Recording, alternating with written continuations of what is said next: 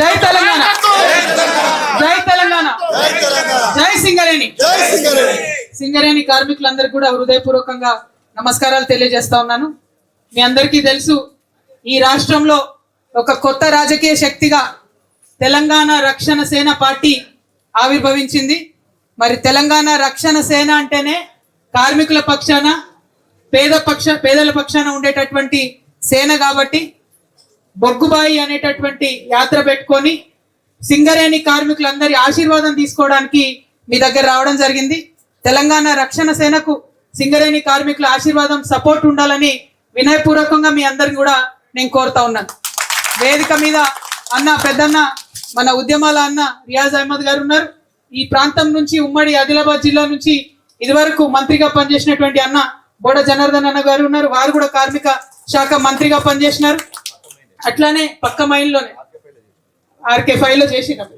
Okay, అట్లానే మా సారయ్య గారు ఉన్నారు, అనిల్ రెడ్డి గారు ఉన్నారు, వెంకట్ ఉన్నారు. ఇట్లా అనేక మంది నాయకులందరూ ఉన్నారు.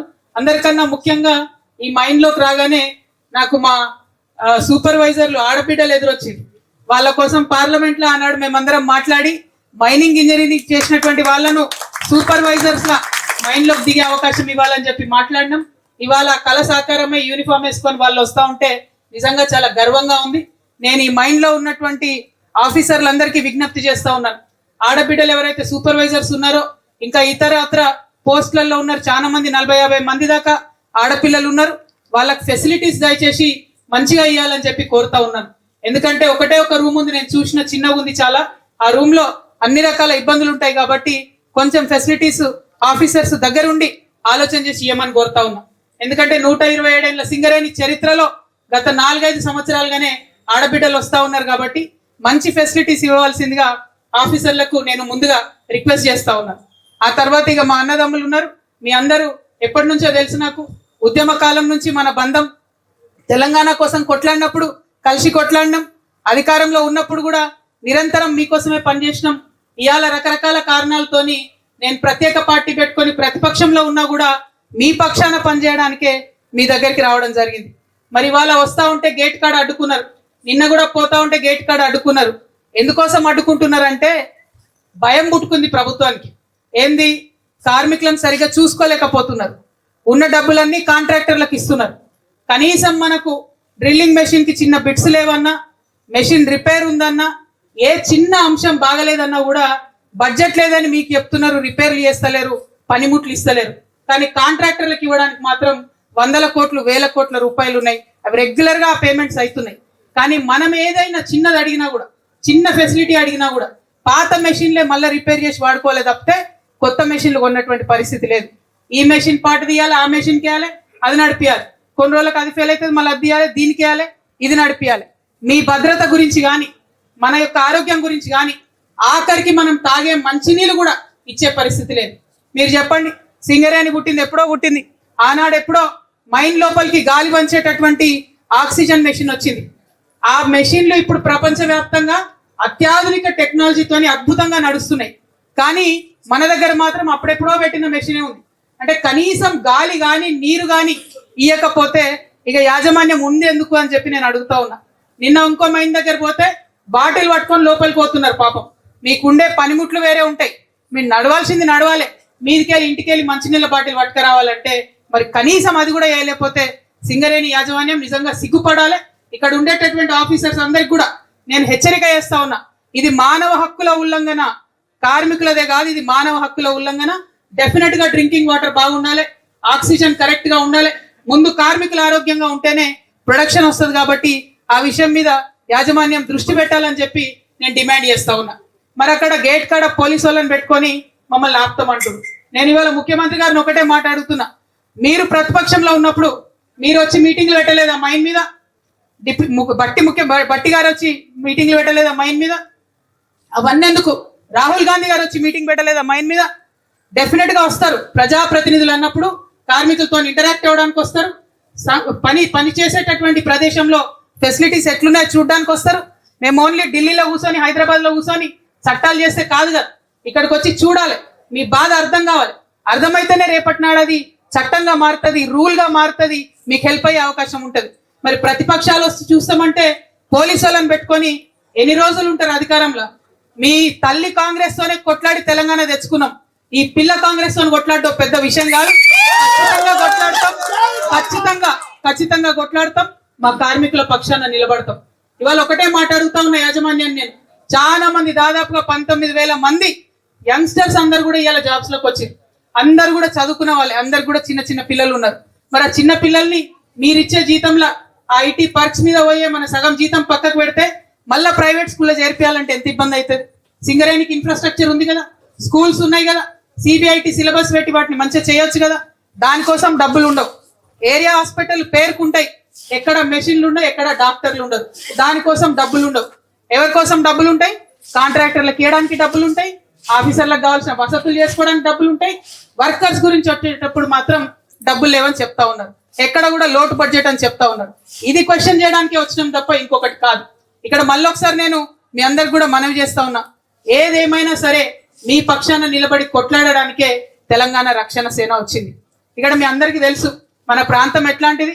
అడవిలో అన్నలు ఉంటే మనకి ఇక్కడ గుండె ధైర్యం ఉండే. వాళ్ళు ఆనాడు ఉంటే ఆఫీసర్లు అందరు జర పద్ధతితో నుండి మీ అందరికి ఫెసిలిటీస్ క్రియేట్ చేసేది.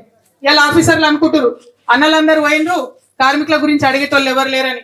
బిడ్డ గుర్తు పెట్టుకోండి, సింగరేణి యాజమాన్యం చెప్తున్నా, అడవిలో అన్నలు లేరేమో, ఆ అన్నలంతా ఇవాళ మా పార్టీలో ఉన్నారు, టిఆర్ఎస్ పార్టీ. ఖచ్చితంగా మీరేమన్నా ఫెసిలిటీస్ లో లోపం చేస్తే, మానవ హక్కుల ఉల్లంఘన చేస్తే డెఫినెట్ గా వెంటబడతాం. డెఫినెట్ గా మిమ్మల్ని మామూలుగా కాదు ఏదో బెదిరిస్తున్నా అనుకోవద్దు, బరాబర్ బెదిరిస్తున్నాం. మామూలుగా ఊరుకునే ప్రసక్తే లేదు.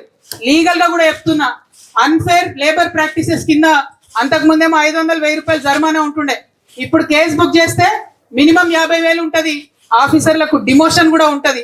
కాబట్టి మీరు వేధించడం ఆపేసేయండి, వెల్ఫేర్ కోసం ఆలోచన చేయండి. ఇవాళ ఏముంది, పాజిటివ్ గా చూస్తే 1,00,000 క్వార్టర్లు ఉన్నాయి, 80,000 క్వార్టర్లు ఉన్నాయి. మనం ఉన్నదే 40,000 మందివి. 2 క్వార్టర్లు కలిపి ఒక క్వార్టర్ చేసి ఇవ్వచ్చు కదా. షెడ్యూల్ వేసుకొని పాపం ఇబ్బందులు పడుకుంటూ ఉన్నారు. అట్లాంటి పనులు చేయండి, పాజిటివ్ పనులు ఆలోచన చేయండి. ఇస్తామన్నటువంటి 10 లక్షల హోమ్ లోన్ ఏదైతే ఉందో దానికోసం ఆలోచన చేయండి. అవన్నీ కూడా ఆపేస్తున్నారు. అన్నిటికన్నా ఎక్కువ డిపెండెంట్ ఉద్యోగాలు, వయసు అయిపోయినటువంటి వాళ్ళు, వయసు పైబడిపోయినటువంటి వాళ్ళు, ఆరోగ్యం బాగాలేనటువంటి వాళ్ళు, వాళ్ళని అన్ఫిట్ చేయకుండా అనవసరంగా ఇక్కడ ఉంచడంతో ఇబ్బంది అవుతుంది. మీ అందరికీ తెలుసు, నిన్న బట్టి విక్రమార్క గారు వచ్చి 350 మందికి ఉత్తరాలు ఇచ్చిపోయాడు. కానీ యాక్చువల్ గా అన్ఫిట్ అయ్యి వెయిటింగ్ లో ఉన్న వాళ్ళు ఎంతమంది ఉన్నారు? 2000 మంది ఉన్నారు, 2000 మంది ఉన్నారు. అంటే ఆ 2000 మందికి ఆ తండ్రికి పోయే జీతం తండ్రిది పోతుంది, బిడ్డనో కొడుకో వాళ్ళు శాలరీ ఎక్కక వాళ్ళ శాలరీ పోతుంది. అటువంటి సందర్భంలో ఎంత ఇబ్బంది పడుతున్నారు, ఎంత వేదన పడుతున్నారు. నిన్న ఒక పెద్ద మనిషి కలిసి నాకు 4 నెలల్లో అయిపోతుందమ్మా నాది, నా కొడుకు జాబ్ ఎక్కాలి, ఏం చేయాలి నేను, ఏం మాత్రం కూడా వాళ్ళు మెడికల్ బోర్డు పెడతలేరు అని అడుగుతున్నారు. ఎందుకంత వేదన పెడుతున్నారు? పాలసీ చేసినాం కదా, ఇదివరకే చేసినాం కదా. 95-96% ఇమీడియట్ గా ఎవరు అప్లై చేస్తే వాళ్ళకి జాబ్ ఇవ్వాలని చెప్పేసినాం కదా. ఎందుకు మెడికల్ బోర్డు పెట్టడం లేదు? యాజ్ ఎ పాలసీ పెట్టండి మెడికల్ బోర్డు, మంత్లీ ట్వైస్ పెట్టండి మెడికల్ బోర్డు. ఎందుకోసం ఆపుతున్నారు? కార్మికులను వేధిస్తే మీకు వచ్చేది ఏంది? ఈ ప్రశ్నలు అడగడానికే వచ్చినాం. ఇక్కడికి వచ్చి ఈ ప్రశ్నలు అడిగితే అక్కడ హైదరాబాద్ లో కూర్చున్న సీఎం గారికి, డిప్యూటీ సీఎం గారికి అర్థమవుతుందేమో, పాలసీ మారుస్తారేమో, కనీసం మెడికల్ బోర్డు కంటిన్యూస్ గా పెట్టాలన్న ఆలోచన చేస్తారేమో అని ఇటు దాకా వచ్చినాం. మరి దాని విషయంలో ఆలోచన చేయాలి. ఇంకొకటి మీ అందరికీ తెలుసు, కిషన్ రెడ్డి గారు భారతీయ జనతా పార్టీ బొగ్గు మంత్రిగా ఉన్నాడు. ఆయనను ఒకటే రిక్వెస్ట్ చేస్తున్నా నేను. ఇక్కడ అన్న చెప్పిండు ఈ మైన్ మూసేస్తామంటే కొట్లాడి ఆపినమని. రేపటి నాడు ఇవాళ 38,000 ఉన్నాం మనం లేబర్. ఆఫీసర్లతో కలుపుకుంటే సింగరేణిలో ఉన్న స్టాఫ్ 40,000. రేపటి నాడు తగ్గించే ప్రయత్నం చేస్తున్నారు, గనులు మూసేసే ప్రయత్నం చేస్తున్నారు. మరి మనకు ఆనాడు ఎప్పుడో మన గోదావరి రివర్ వ్యాలీలో ఉన్న బొగ్గు గనులన్నీ మనకే ఉండే. మరి ఇవాళ కిషన్ రెడ్డి గారు నేను రిక్వెస్ట్ చేస్తున్నా, డిమాండ్ చేస్తున్నా, దయచేసి సింగరేణికి సపరేట్ గా మన కోల్ బ్లాక్స్ మనకు ఇవ్వండి. మేము టెండర్లకు పోయేటటువంటి పరిస్థితి ఇవ్వకండి, ప్రైవేట్ వాళ్ళతో పోటీ పడేటటువంటి పరిస్థితే కల్పించకండి. ఇవాళ ఇక్కడ ఎగ్జాంపుల్ చూసుకున్నట్టయితే సింగరేణి ఆధ్వర్యంలో నడుస్తున్న ఓపెన్ కాస్ట్ లో కూడా ఒక్కొక్క మైన్ లో మన కార్మికులు పర్మనెంట్ ఎంప్లాయీలు 2,000-3,000 మంది ఉన్నారు. పెంచుకునే ఆస్కారం ఉంది, ఇంజనీర్లు ఉన్నారు, స్టాఫ్ ఉంది, మంచి కష్టపడేటటువంటి వాళ్ళు ఉన్నారు. కానీ సింగరేణి యాజమాన్యం దగ్గర మనసు లేదు, ప్రైవేటైజ్ చేయాలనే ఆలోచన ఉంది. ప్రైవేటైజేషన్ ఆఫ్ సింగరేణికి ఎట్టి పరిస్థితులలో హెచ్ఎంఎస్ ఒప్పుకోదు, టిఆర్ఎస్ ఒప్పుకోదు. ఖచ్చితంగా అండర్ గ్రౌండ్ మైన్లు తెరవాల్సిందే. మీ అందరి దయ వల్ల ఫ్యూచర్ లో ఖచ్చితంగా టిఆర్ఎస్ అధికారంలోకి వస్తుంది. As a policy underground మైన్లు తెరుస్తాం. 1,00,000 ఉద్యోగాల దాకా కూడా సింగరేణిలోనే ఇచ్చేటటువంటి ఆస్కారం ఉన్నది. కానీ కేవలం వాటిని ఇవ్వకుండా పక్కకు పెడతా ఉన్నారు. కాబట్టి ఇవ్వాలని చెప్పి అండర్ గ్రౌండ్ మైన్స్ ని తెరవాలని చెప్పి నేను డిమాండ్ చేస్తా ఉన్నాను. ఇట్లా ఒకటి కాదు రెండు కాదు చెప్పుకుంటా పోతే అనేక కష్టాలు ఉన్నాయి. ఇక అన్ని మోసమే కదా. లాస్ట్ టైం లాభాలలో వాటా అని ఇచ్చిర్రు. మీ అందరికి తెలిసి ఎట్లా ఇచ్చిర్రు ఆ వాటా. పేరుకే పర్సంటేజ్ పెద్దగా ఉంటుంది కానీ సగం లాభాలు దాచిపెట్టి మిగతా దాంట్లో మీకు షేర్ ఇచ్చిర్రు. సో నేను ఒకటే ప్రపోజల్ పెట్టిన, మొత్తం యావరేజ్ గా ఇప్పటి వరకు లాభాలలో వాటా ఎంత ఇచ్చిరో తీసుకోండి. మాక్సిమం ఏ సంవత్సరం అయితే వచ్చిందో దానికన్నా ఒక 10,000 ఎక్కువేసి ఇవ్వండి. అంతే, మమ్మల్ని కన్ఫ్యూజ్ చేయకుండా ఇంత పర్సెంటేజ్ ఇస్తాం అంత పర్సెంటేజ్ ఇస్తామని. ఇప్పుడు అధికారంలో ఉన్న సంఘాలు ఏమడుగుతున్నాయి? 40% ఇవ్వండి, 42% ఇవ్వండి అంటారు. ఎందుకోసం అడుగుతారు? లాభాలు ముందే కట్ చేస్తారు కాబట్టి 40% ఇవ్వండి, అంత ఇవ్వండి, ఇంత ఇవ్వండి అంటారు. మీకు చెప్పుకోవడానికి ఏమో ఇంత ఇచ్చినామని చెప్తారు, కానీ మన అకౌంట్లో చూస్తే మాత్రం పైసలు తక్కువ వస్తాయి. కాబట్టి నా ప్రపోజల్ ఒకటే, ఇప్పటి వరకు హైయెస్ట్ ఏ ఇయర్ వచ్చిందో చూసి దానికన్నా 10,000 ఎక్కువ మా కార్మికులకు లాభాలలో వాటా ఇవ్వమని నేను కోరుతా ఉన్నా. వాజిబేనా? కరెక్టేనా? కరెక్ట్ అయితే ఒకసారి చేస్తారా ప్లీజ్? వద్దా లాభాలలో వాటా మనకు? జై తెలంగాణ, జై సింగరేణి. ఇట్లాంటివి ఒకటి రెండు కాదు, మైక్రో లెవెల్లో చాలా ఇష్యూస్ మీద సింగరేణిలో జరుగుతున్నటువంటి ల్యాప్సెస్ మీద దగ్గరుండి పనిచేస్తా ఉన్నాం. ఈ ఒక్కటే కాదు, అన్ని మైన్ల దగ్గరికి వెళ్తా ఉన్నాం, అన్ని దగ్గర ఫెసిలిటీస్ చూస్తాం, అన్ని దగ్గర కూడా కార్మికుల సంక్షేమం కోసమే పనిచేస్తాం. కాబట్టి రియాజ్ అన్న ముందు నుండి మీకు తెలుసు ఫైటర్, ఆయన అవినీతి లేనటువంటి నాయకుడు. ఆయనతోని అలా టీఆర్ఎస్ కలిసింది అని అంటే ఖచ్చితంగా కార్మికుల పక్షాన కలిసి కొట్లాడడానికి పనిచేయడానికే కలిసినాం. ఇంకొక మాట మళ్ళీ ఆఫీసర్లకు చెప్తున్నాం, మైన్ మీటింగ్ పెట్టుకోవడం అనేది కార్మికుల హక్కు. మైన్ మీటింగ్ పెట్టుకోవడం అనేది, ఇక్కడికి వచ్చినటువంటి రాజకీయ పక్షాలతో మాట్లాడడం అనేది కార్మికుల హక్కు. మీటింగ్ అటెండ్ అయిన వాళ్ళని, మీటింగ్ పెట్టిన వాళ్ళని వేధించేటటువంటి ప్రయత్నం చేస్తే మాత్రం చూస్తూ ఊరుకోము. అన్ఫేర్ ప్రాక్టీసెస్ కింద లీగల్ యాక్షన్ తీసుకుంటాం. అదర్వైజ్ కూడా ఎట్లా చేయాలో మాకు తెలుసు. ఆ పరిస్థితి తెచ్చుకోవద్దని యాజమాన్యాన్ని మేము హెచ్చరిక చేస్తా ఉన్నాం. మరి హాస్పిటల్స్ అయినా స్కూల్స్ అయినా వీటన్నిటి మీద ప్రత్యేక శ్రద్ధ పెట్టి మీ అందరి కోసం పనిచేస్తామని తెలియజేస్తూ, మరి ఇవాళ మీరు మైండ్కి వెళ్తా ఉన్నారు, షిఫ్ట్ స్టార్ట్ అవుతా ఉంది. మీరందరూ సేఫ్ గా హ్యాపీగా వెళ్ళాలి, ఆరోగ్యంగా ఉండాలని చెప్పి ఒక సోదరిగా కోరుకుంటా ఉన్నాను. ప్రత్యేకించి ఏదైతే అలియాస్ నేమ్స్ ఉన్నాయో వాటి మీద కూడా అనవసరంగా విజిలెన్స్ కేసులు పెట్టి వేధిస్తున్న పరిస్థితి ఉంది. వాటి మీద స్టాండ్ తీసుకున్నాం. అంతకుముందు మంచిగా ఉండే, ఇప్పుడు కొంచెం పరిస్థితి బాగలేదు. ముఖ్యమంత్రి గారు ప్రత్యేక శ్రద్ధ పెట్టి అలియాస్ నేమ్స్ మీద ఒక పాలసీ తీసుకోవాలని చెప్పి డిమాండ్ చేస్తున్నాం.